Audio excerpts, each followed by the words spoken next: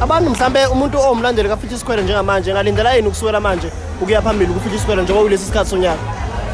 Ayi idedelile lento kumanje yabo, so ngene album EP yangiqeda ukuyikhipha ethi Dear Dozlami.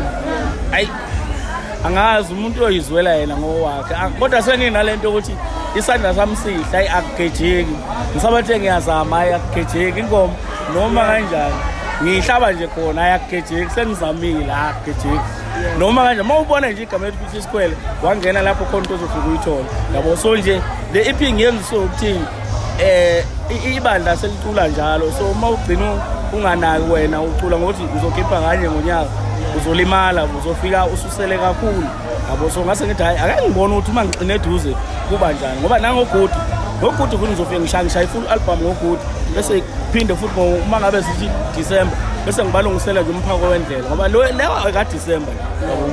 So nje hayi ngisekhona ne futhi manje sengifuna ukwenza show ukuthi kukho konke okwenzakalayo okudinga ukuthi kuculeke, ngoba mina into engigabe ngayo ingoma, hayi okunye nginandaba nazo, kodwa hayi ngengoma hayi ngeke kubuye.